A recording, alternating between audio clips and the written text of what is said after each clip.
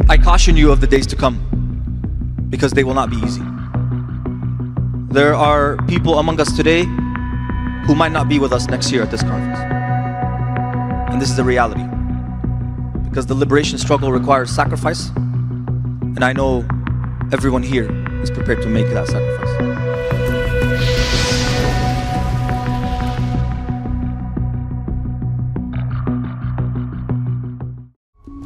In May 2024, over 100 organizations gathered for the People's Conference for Palestine in Detroit, Michigan. More than 3,000 activists were in attendance. Speakers celebrated the October 7th massacre, called for resistance against the West, and mapped out a vision for the destruction of America from within. The Palestinians who came to the United States understood their role immediately upon arrival. We, the movement for Palestine in North America and across the world, are here to fight until victory. This violent movement has been growing for decades. It's made up of groups including Within Our Lifetime, Students for Justice in Palestine, the Palestinian Youth Movement, and many others. After the October 7th attacks, anti-Israel groups in America were emboldened. They saw the massacre as an opportunity to intensify hostility toward Jews and America. When I think about the USA, it should burn! Death to America! As the movement worked nonstop to legitimize the Hamas attack, the activists openly flaunted their hatred of Jews and Israel through protests, vandalism, encampments, and violent assaults, both in the streets and on college campuses. Flags of terror organizations became commonplace in public spaces. I support Hamas! I am Hamas! We are Hamas! Yes, we're all Hamas! Activists celebrated the brutality of the October 7th massacre, drawing inspiration from the barbaric acts of terrorism. It was exhilarating! It was energizing! Glory to our martyrs, our heroes who made the ultimate sacrifice.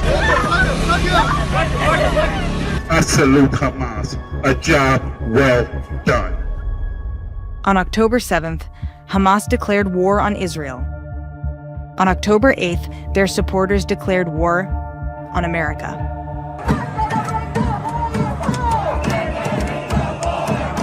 It is time to bring the war home! It is time to smash this empire! The goal of the movement is not just to destroy Israel.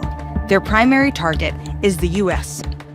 Empire will fall! Empire will fall! They call America the enemy, the beast, or simply empire.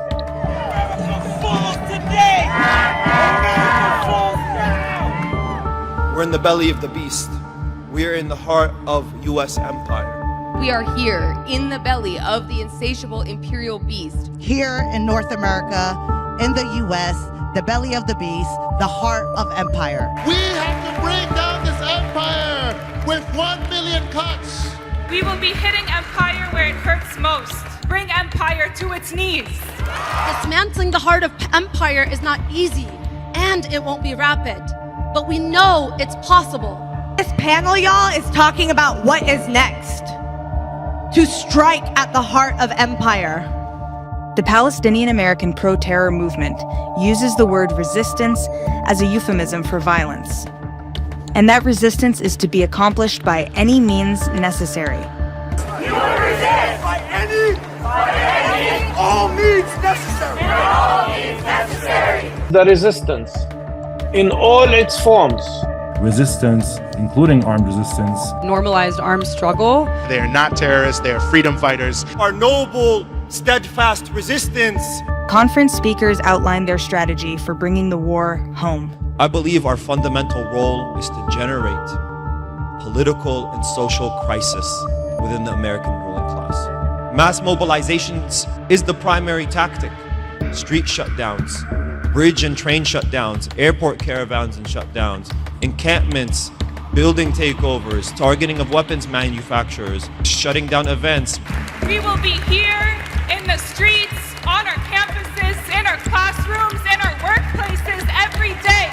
We have made the situation untenable for the empire's ruling classes and the political establishment.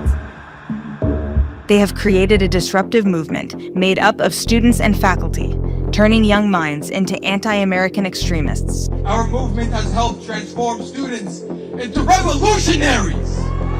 Iran, Hezbollah, Hamas, and other factions that fight American hegemony in the region. People who are 18 and 19 years old on campuses truly understand these ideas now. Protesters target cultural and historical landmarks, seeking to destabilize the foundations of American society. They are openly hostile to law enforcement and engage in violent opposition toward the police.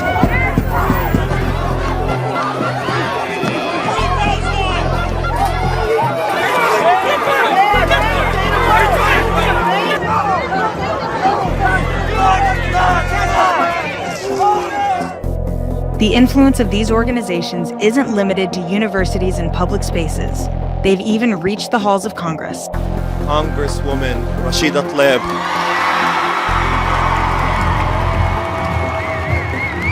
We're gonna move Congress, and we're gonna move the White House. We're not going anywhere. Free, free Palestine! The influence of these violent groups is growing, and they are working towards their goal of dismantling America.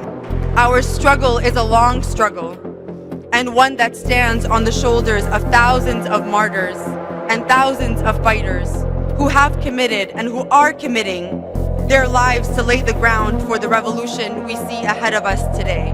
Gaza tells us to escalate for it. That can mean so many different things, but what I will tell you is we need to start sacrificing.